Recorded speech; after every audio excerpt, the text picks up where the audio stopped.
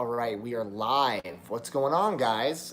This is going to be a fun live stream. It's going to be different than my usual Friday live streams because I'm going to be treating this one like a video. So I have content to share with you guys, and then after the content, we'll do a little bit of Q&A, and it's probably going to end up being shorter overall than my usual live streams. But I was trying to talk about this live stream on Instagram today, and today Instagram happened to be down. I don't know what's going on. What's up, Adam? What's up, Maureen? In this video, I'm not gonna quite address everyone's comments at first because I do have content to share with you. This is the Wednesday video. I just don't have my computer set up. I'm currently in my sublet still. So I wanted to give you guys some content for Wednesday. My computer, you know, I'll have it when I move in August. There's some good content that's in the pipeline right now that's being edited by the great Chris Diaz. But for now, I want to show you guys something really cool. These are specifically my most important records. Frank Weichman with the super chat, $2. Thank you, Frank. Amazing. You always got my back, Frank. This bag right here, this holds quite literally my most important and cherished records. And the reason I have it here is because I brought it on a trip with me to New York about 2 months ago, and I had a dear friend of mine. She held it in her room, in her closet, away from dangerous sun rays. Oh my God, Frank with the double chat and look at the upping of that with the $14.99. Frank, you get to ask questions during this live stream, and I'll stop what I'm doing and talking about to be able to answer your questions because you are a man of the people, as you know. Guys, if everyone could just hit the like button real quick so YouTube realizes this is a thing that's happening and people are watching, that'd be awesome. And then let's begin. So as mentioned, this is going to be more content. I'm going to just show off these records like a normal video, and then we'll do maybe 10 or 15 minutes of Q&A, and then I'll call it a day for now. So this bag, this is thousands of dollars of records probably. This bag is extremely rare records inside, and I wanted to make sure that all of them lasted until I got back. I didn't trust myself to send them in the methods that I used for the rest of my collection, which will be a video. Don't get me wrong, there will be a video about how I moved my giant collection across the country, and I'm waiting to get situated and confirming that it was a good, successful method before I make the video, and then I go spin one of my records and realize, oh, they're all warped. They all got destroyed. I don't think that's the case, but you never really know. So here are the records that I brought on a plane with me very carefully. I guarded them like I was guarding blood diamonds. But these are records that I've probably shown off most of in the past on this channel, but I'm ultimately going to be showing them off now again because these are like these are the grails of my collection. So here's a little, it's kind of like a greatest hits of all of the grails I've shown over the years probably, but there might be one or two new ones, especially if you're new to the channel and you haven't had any time to sit with them and see this. So let's begin with, of course, what is maybe my rarest record. This is, of course, Kanye West's Late Orchestration. Now, there's a lot of hubbub about what the background of this record is. Some people are adamant in saying it's a bootleg. Others are adamant in saying that it's a rare German DJ pressing that was only given out by the label to certain DJs in the mid-2000s. I don't know. I kind of think it might be a little bit of both. I think that it's not official per se, but I don't think it's a bootleg because it does sound excellent, and I think it does sound better than the DVD version I have. This feels more nuanced, and I might just be biased because I have it and I'm proud to own it. But yeah, the only way you know you have a Late Orchestration is if it has this sticker on a Rockefeller sleeve, and it's just 2 discs of Kanye, one of his best concerts ever. He pretty much just raps over full orchestra performing behind, like, I don't know, it's like maybe 15 of his songs, and he raps like it's his last day on earth. It's really just him rapping nonstop. You know, he doesn't take, you hear him out of breath, which is the beauty of it. Like a lot of rappers these days at concerts, they'll unfortunately rap the choruses or a couple like hot lines and that's it, and they'll let the audience do the work, or they'll just skip around. This is when Ye was like super on it. So Kanye raps really well over his first 2 albums' hits, and yeah, this is super hard to find. You can really only find it for maybe $300 to $700. I've seen it go for as high as $1,000. I think that's crazy. Again, we're not sure about the validity of where these came from. There's one guy who's extremely adamant about saying it's a bootleg. But if it's a bootleg in the way that there's so many hip hop bootlegs these days, why would they not repress it? That's the real question. So, there's a lot of mystery surrounding this record, and it is one of the most precious ones I own, so I had to make sure it survived the move, because this is not one that I can just jump on Discogs and buy, even for a high price. When it pops up on there, it pops up for a lot. So, let's keep going. Next up, we have another one of my favorite artists. So, this is not Kanye. Now we're switching gears to The National. So, this is The National's first album. They're self-titled. I am a firm believer that every album The National has ever done is amazing, and this is included. You may be looking at this and saying, that's a pretty easy to find record. I've seen that in my record store locally. Well, this was an extremely limited pressing that came out, I don't remember when, maybe 2006, maybe 11? I'm not sure, but they did, I think, 500 copies on this incredible blue wax, and ultimately, this is so hard to find, it never pops up. I got really lucky to get it in like 2015 or so. This is probably the hardest to find national record that exists. And as I said, it's mint condition. I've spun it once. This album has a little bit of a country twang to it. They haven't figured out their voice yet, per se. But it definitely has elements that are strongly The National. If you're going to listen to any tracks from this album, I would recommend Cold Girl Fever, American Mary, Sun. Sun, they just played at a show I saw on Instagram. They just played that, which they probably haven't played in over a decade, maybe more. Bitters and Absolute is my favorite song on the album, and the song 29 Years is a direct lyrical homage to Slow Show, which is one of their best songs from Boxer.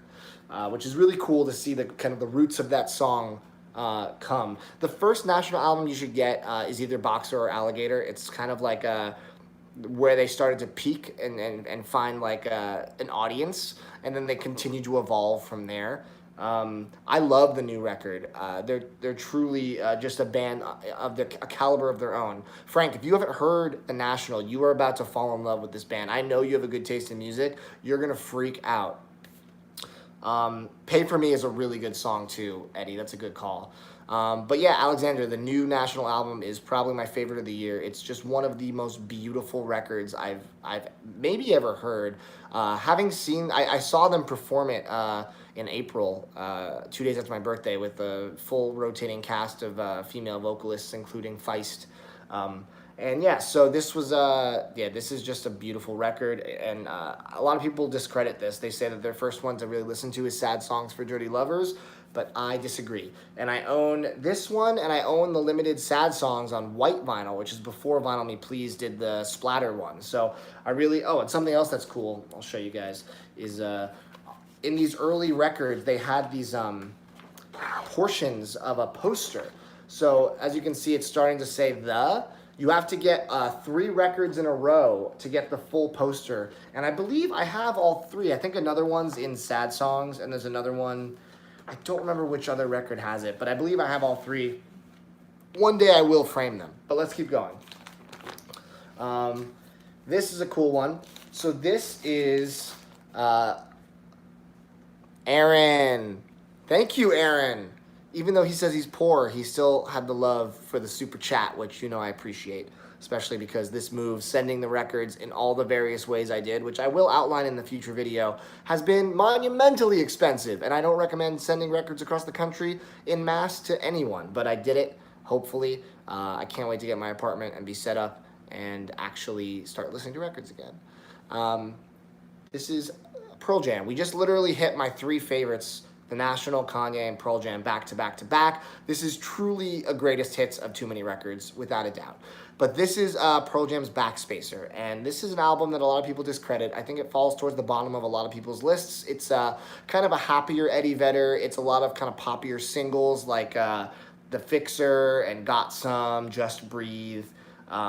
But I really love this record. I think it stands against any record they've done. This is probably the record to get someone into Pearl Jam who isn't a big fan. I've gotten friends who don't love grunge or don't love Eddie's early, like, kind of voice that I love, but a lot of people don't. What color is the record? That's a really good question, Harrison. There's a reason I brought this one, because you can buy this on Amazon for probably 25 bucks, I'm assuming. But there was an extremely limited run for the 10 Club only. I didn't get it back then, but I did pick up the white backspacer. So this is a very rare record. It tends to go for $200-300.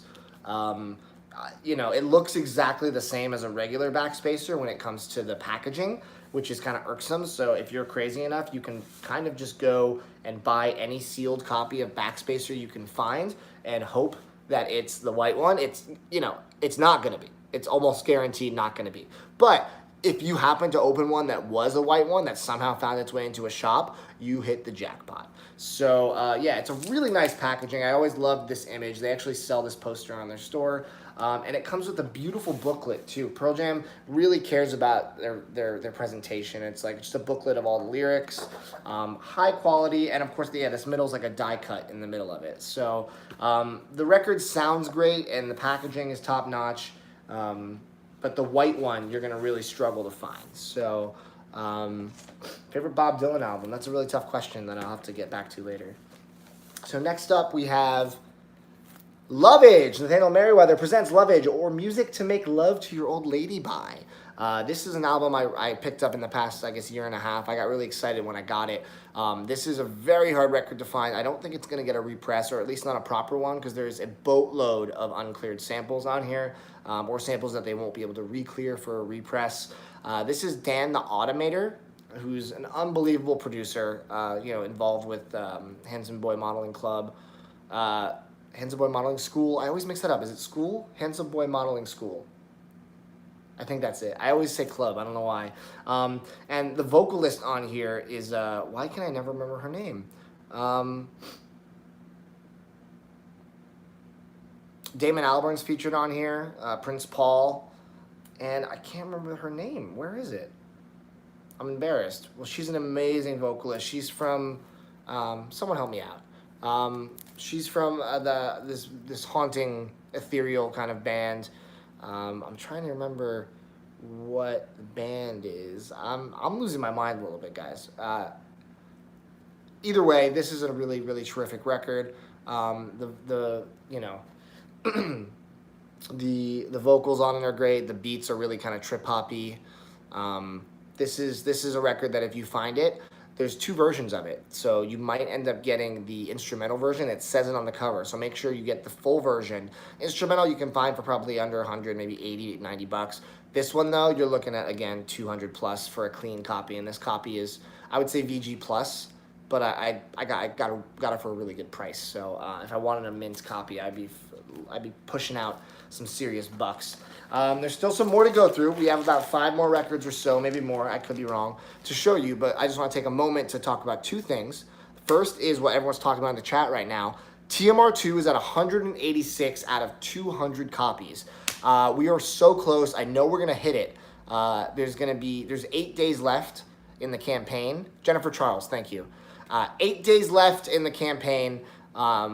And guys, if you haven't pre-ordered TMR2 yet, TMR1 was Fort Vine, Stay Magical. Everyone loves it. It came out incredibly, from the packaging to the disc to the visuals to the sound. Everything about it is just top notch. And you know, with TMR2, it's going to be a little different. It's not a gatefold. It's a single disc, but it's still going to have the extreme quality, and it's $10 cheaper than TMR1 was. So once we hit 200 and you know it goes to press, there will not be a repress. This record label is pushing forward. It's pushing forward. So yeah, there's a TMR2 art reveal if it hits 190 by the end of the day. So we're only a few away. If someone wants to drop the link into the chat, that would be fantastic. Or you can go to my Instagram. It's currently my bio. Just give it a chance. You know, if you just have $19.99 to like trust me on, you will get a record that is high quality and won't ever be repressed, and you'll be a part of the label history, owning a piece of it. Plus, that means we can continue on and then get to TMR3, which I'm so excited to announce, but that's going to be a couple months down the road. Let's get TMR2 out the door. Let's get it in everyone's hands and everyone can appreciate it. So make sure you check that out. We're also doing a merch giveaway, which I posted in the Facebook group. TMR has a Facebook group if you're not in it. The giveaway is going to be 10 pins, enamel pins that are TMR enamel pins, and 10 TMR hats. And basically, we're just going to give 20 random orders who ordered TMR2 this merch for free. If you order more than one copy, you have more than one entry. So if you're thinking about double or triple dipping to either trade or give away as a present, you are entered more than once. So that's a cool little incentive we're doing just to kind of speed it through the finish line so we can all breathe easy and actually know this thing is definitely getting pressed. Although, let's be real, if it gets to the last day and it's not pressed, someone's going to step up and buy the rest. But thank you, Aaron, for posting the TMR2 link. The TMR merch is awesome, too. We have an amazing hat, amazing shirt, amazing enamel pin. We have a big cartel store. If Adam's still here, feel free to drop that link in the chat for everyone. But yeah, let's keep going and talking about what else we got. This is an incredible record that you can't really find anymore. This was limited to 500, sold out pretty fast, and then immediately skyrocketed up in price because this is Captain Murphy's Duality. So Captain Murphy is the rap alias of Flying Lotus, who I'm sure you guys all know for his jazzy, psychedelic, down-tempo beats. Well, he's also a terrific rapper, and he has this album, Duality, that's really one of my favorite rap albums. It's very unique comparatively to a lot of rap in the scene from this era. I think it was late 2000, maybe early 2010s. I'm not sure when this came out, but it's on 2 clear discs, and you really can't find this for under like 300 maybe, give or take. But yeah, this is a really, really good record. Another one that I hold really close and I cherish because I'm worried this will never get a repress, just in the merit of there's uncleared samples, and it just seems like if he did it again, it would be one of those situations where he probably would have to cut a track or alter a track or change a beat, and I feel like people hate that, myself included. So Captain Murphy's Duality, I had to protect it, I had to get it to this coast against all odds, and I did. What else we got here? Another hip-hop album that I love. This one is confirmed to never get a repress because Chopped Herring does not repress their stuff. This is Action Bronson's Blue Chips. So Action Bronson is an amazing rapper. He's a chef turned rapper if you don't know him. Big dude with a big red beard. And yeah, this album was one of his mixtapes before he really hit it big. He had a big cult following. This and Blue Chips 2 are 2 of my favorite rap albums ever. I feel like his studio records have disappointed me, starting with Mr. Wonderful, but ultimately he still has a strong legacy when it comes to this early stuff. And this is the kind of yellow with kind of wispy white smoke of this record. It's 2 discs, and yeah, I mean, Action Bronson is just a legend. I love that dude. And yeah, this is Blue Chips. So am I going to show off the albums I've talked about? Michael, what do you mean, my man? I'm showing them off right now, I think. Unless I'm having a stroke and this is all fake and I'm dreaming this live stream, which it's been a long month. Am I happy with Hootie and the Blowfish Crash reissued this month? I'm not a big Hootie and the Blowfish fan, personally. All right, this is one that's not hip-hop for all you non-hip-hop fans. At the end, will I re-show them? Yeah, I'll do a quick breeze through at the end, but not in depth. This will be saved so you can rewatch it for the information. But this is one of my most cherished records, without a doubt. This is Banjo-Kazooie, put out by I Am 8-Bit. This was at the infancy of their label. They only had a handful of releases out, and I remember when I first got into vinyl, I thought to myself, man, if only the Banjo-Kazooie soundtrack was pressed. That is a seminal soundtrack of my childhood. Grant Kirkhope is one of my favorite composers, and it's just a fun, catchy, nostalgic listen for me. This is hilarious cover art. It's like a realistic Banjo and Kazooie, and the back of it is this really nice kind of gold leaf to match the golden jiggies. I had no idea when I bought this for like $30, $40 when it came out that it would skyrocket to $150, $200 in price, but it has.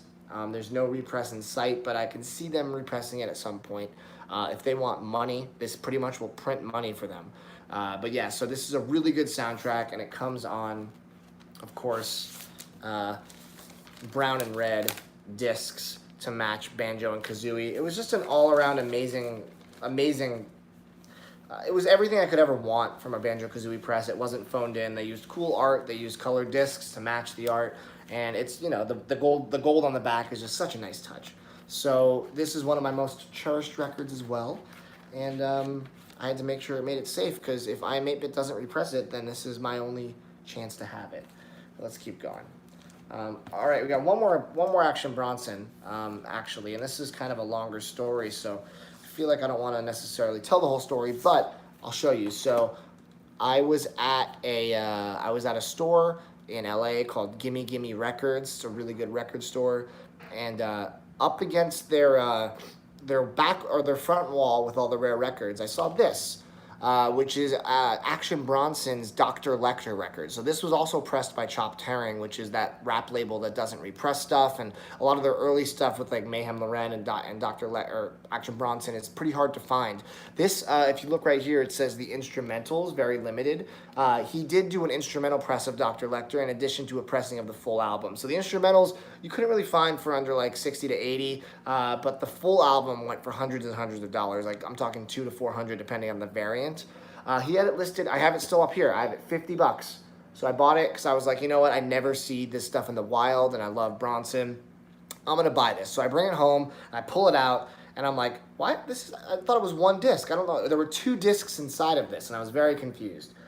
So I start to play the records, I hear the instrumentals, and then all of a sudden, I hear vocals.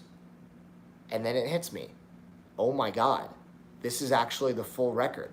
This wasn't even the instrumentals. He accidentally had the full record inside of the instrumental thing, which was blowing my mind, because the full record, as I said, was worth hundreds of dollars. So I was listening to the album, freaking out. Bronson was rapping like a god, and I did some more research, and I realized it wasn't just the instrumentals; it was the test pressing of the regular record.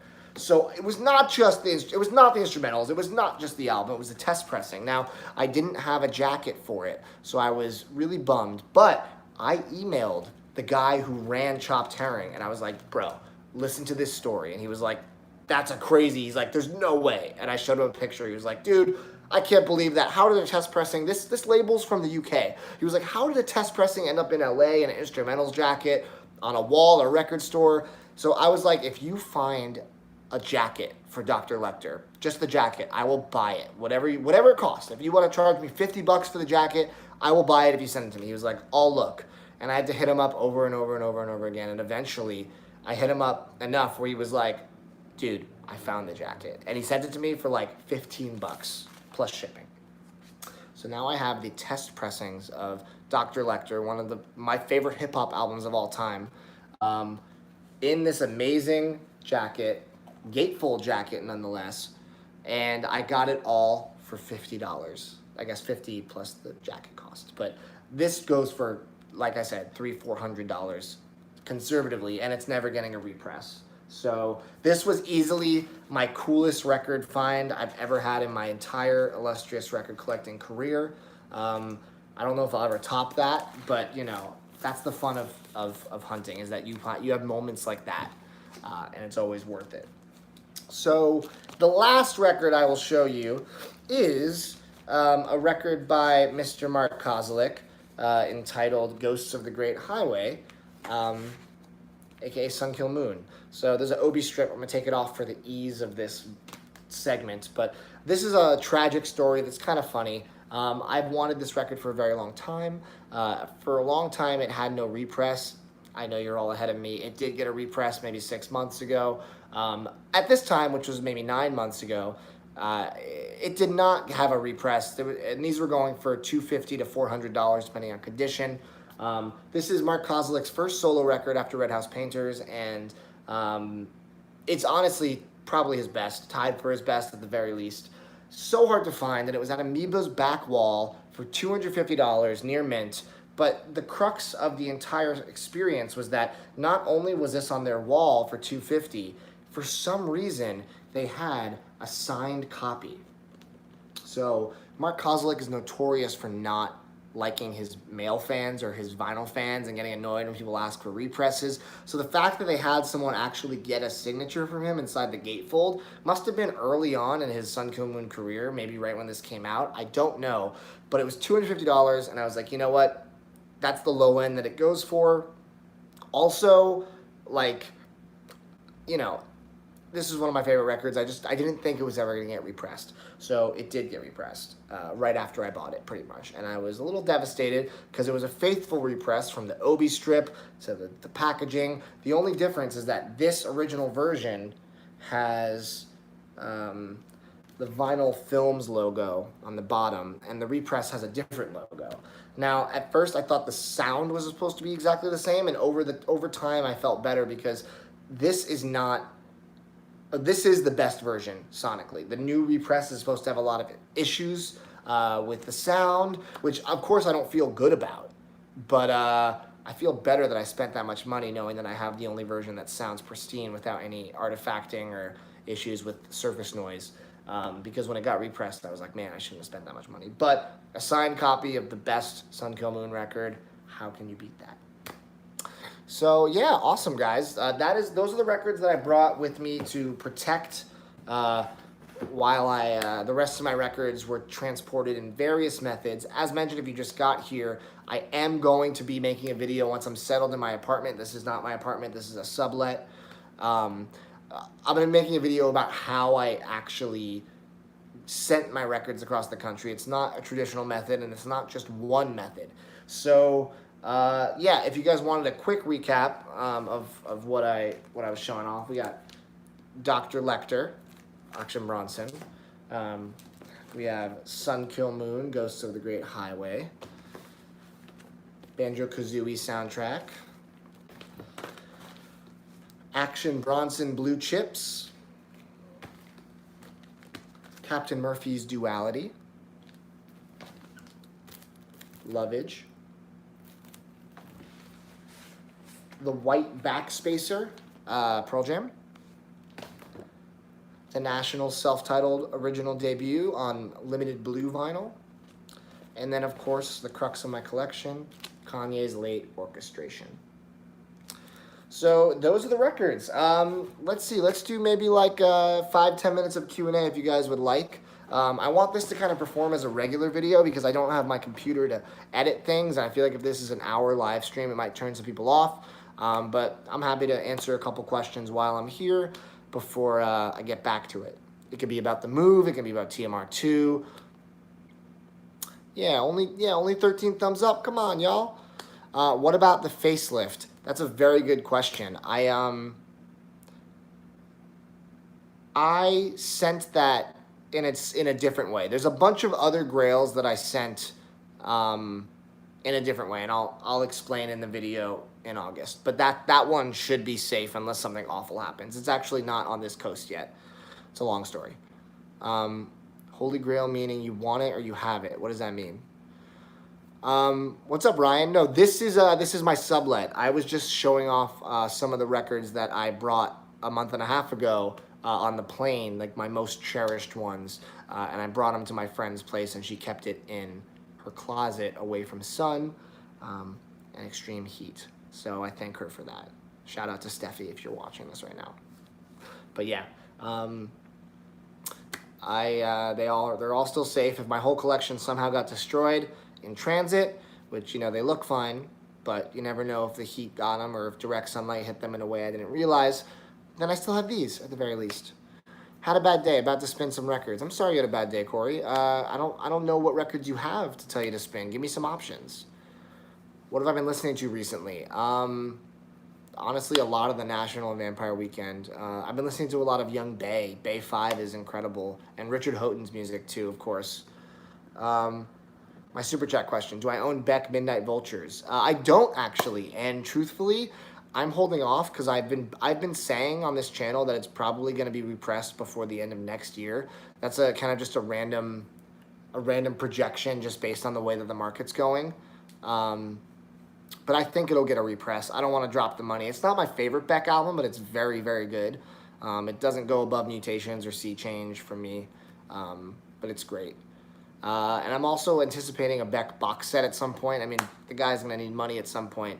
I'm sure we'll get some kind of box set. I'm sure it'll be a bit of a throwaway, but yeah. Why is the chat filled with vinyl talk? Because it's a vinyl channel, my man. Oh, Corey, I mean, you can either sink into Neutral Milk Hotel, listen to some Aeroplane, and kind of just get sad, or you can just lose your thoughts in My Bloody Valentine's shredding shoegaze. I mean, either of those are great options if you're having a rough day to kind of get your mind off things. Those are both solid picks for sure.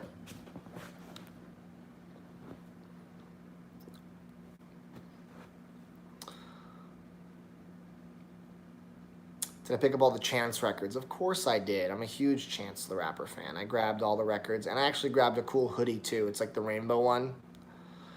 Mark, how are you doing? Happy 4th to you as well. I'm doing pretty good, man. It's a little hot. I turned off the AC for this stream so you guys could hear me. It's hot. I'm sweating. I just bought a original Neutral Milk Hotel record, like an original Aeroplane. The originals are, I think the original Aeroplane is supposed to be like a gatefold, right? Or there's something different about it.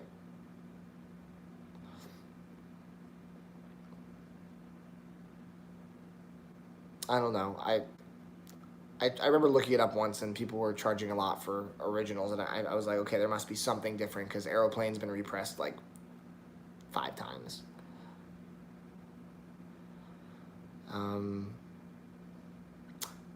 It's hot outside. It sure damn is. I'm currently in New York City. I'm here. I'm working. I'm apartment hunting.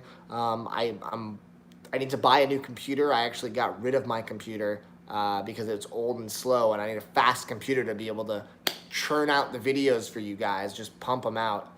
Do I find that color vinyl has poorer sound than black vinyl? No, I really strongly believe that a record sounds only as good as the mastering and the care taken in the process of pressing it. If you guys got TMR1, Fort Vine Stay Magical, people are saying that's one of the best sounding records in their whole collection. I agree. And that record is a splatter record. So it really depends on the mastering. I have black records that sound terrible. I have color records that sound amazing. It really is just you got to take care in the process. A lot of people just rush things out for cash grabs and they sound bad and people blame it on the color, but it's not.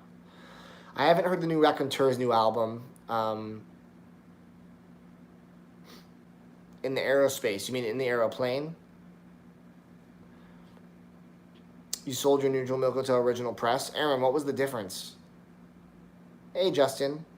Favorite Bob Dylan album? It's got to be Blonde on Blonde or Freewheelin' Bob Dylan. Although I've become recently obsessed with the Rolling Thunder Review. I've been trying to track down that original pressing with the 7-inch. Do I have goals to move into the music industry, vinyl pressing as a career? I've always wanted to work in the music industry. I'm hoping that one day Too Many Records will parlay into something that can kind of be a part of the music industry, whether it's the label, whether it's hosting for something, whether, I don't know. It's kind of nebulous at this time, but ultimately I would love to work in the music industry. That would be, I feel like I have an encyclopedic knowledge of music and artists and passion, obviously. What percentage of my records are 180 gram? I don't know.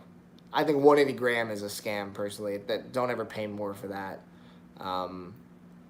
It's just a heavier record. In my experience, they warp easier. I don't know. I think it's just a way to get people to be like, oh, it's 180 gram. It's worth the extra $5, $10. No. I won't turn it down, but I won't seek it out. 200 gram, though. Those are thick. Those are thick boys. Thick boys. Want to come to the final This Heat show on July 30th. I don't even know what This Heat is. Should I? Am I about to lose cred? I don't know what that is. Even if Frank, thank you for your contribution in person and through the super chat. You are a legend, my man. Have I seen the Madlib and Freddie Gibbs bundle from VMP? Yes, I actually picked it up because I haven't bought Pinata. And now I got the Pinata Limited, which is great. Everyone keeps asking about Sandy. Sandy is super busy these days. She's, acting and kind of just like, I didn't even get to see her to say bye. Like, she was so busy and she was like really apologetic and felt bad, but like I didn't get to see her for a couple months before I left because she's always been traveling and just been around. But I have no doubt she'll come to New York at some point and we will hang out and maybe do a video at some point. Have I heard Bandana yet? Yeah, Bandana's great. I really liked it. I only heard it once and I was tired and it was on the subway home, but I really dug it. Frank, yes. Send me a message. Remind me, because I will forget. Because these weeks are crazy. I feel like thank you guys for bearing with me and letting me do a live stream as my Wednesday video. I have 3 really high quality videos in the can. One is edited, but it's part 2 of one, and the other, part 1 is still being edited by Chris. So I can't put it out until he's ready, and he's been really busy. And there's another great video coming out. So there's so many good things, but until then, I'm kind of just like scrapping together whatever I can. Moving madness indeed. But yeah, it'll all be worth it. August, I'll have my place, I'll be settled. Hopefully have the records all on display again. Do another room tour, and then it begins. The next phase of TMR, the next batch of content up until we start figuring out if we want to do a TMR Fest too. TMR 3 and 4 will probably be coming out on vinyl. Let's keep this train rolling, guys. We have something beautiful here. I built an awesome community of you guys. If you're not on the Facebook group yet, look for a Facebook group called Too Many Records. I think it's called Vinyl Hauls, Trades, Vinyl Hauls, Purchases, Pre-orders. I don't know. It's a long title. I don't know why I called it that long. But, yeah. Great show, great channel. You do good work. Thank you, Rob. I would love to do more podcasts, too. It's in the pipeline. Probably not this year, but hopefully next year. How did I decide on New York City? I mean, I grew up around this area. I went to high school in New Jersey. I went to college upstate New York, and I lived in the city after that. And I just always have loved New York City. I feel like myself here. I didn't feel like myself in LA. I felt like LA was kind of holding me back a little bit creatively. A lot of toxicity of certain people, and I just felt like I just need to detach and come back to New York. You just live in Queens. What part? I'm looking at Astoria as a possible place to live because Astoria has gotten very cool. The area is awesome. But we're looking at Astoria and Brooklyn because we need a lot of space because I have a lot of records. I got to be able to have them. I actually don't know that Beastie Boys record very well, Ryan. I know of it, but I'm not like a huge fan. Any new favorite record stores? I mean, that's the thing, Harrison. I'm going to be going through the New York, New Jersey, Pennsylvania, Connecticut record scenes and going and doing profiles of all the stores. I'm going to be taking you guys on trips with me, and we're going to be doing hauls. We're going to find the best record store in the East Coast, or the best record stores, I should say. Mark, do I have my own Facebook page? I have a Facebook page. It's like you can like it, but there's also a group where everyone's chatting and talking music, and it's called, if you search groups for Too Many Records, it'll pop up. Make sure you request to join, man. You gotta come join the group. Everyone should be in that group. It's awesome. Highly recommend. Yeah, I think when it hits the 40-minute mark, I'm gonna end it. So we got another minute and a half of questions, and then we'll call it for the evening. Yeah. Hopefully next Wednesday, Chris will be done with the video and I can put it out. Fingers crossed. If not, you'll have 3 weeks after that to look forward to some high quality content as I get settled into the new place, and then we'll smash you with the new room tour, and it'll be great. If you guys are watching this, you're not subscribed to Too Many Records, make sure you're subscribed. Trying to keep growing this beast. Have I been record shopping yet around New York? Not since I've been here for the past week, but I have 3 videos on the channel where I go record shopping, and you should go check them out. If you go back on the channel, I have 400, 300 something videos, but there's 3 of them specifically going through New York record stores. Spike says, I make you happy. Spike, you make me happy. Thank you, man. I appreciate that. I will keep doing me. That means a lot. It really does. Happy 4th, Aaron. Thanks for coming in, man. Happy 4th to all of you. I hope you all have a good... let's spin something patriotic tomorrow, if you're American. If not, it's just another day for you. But, yeah.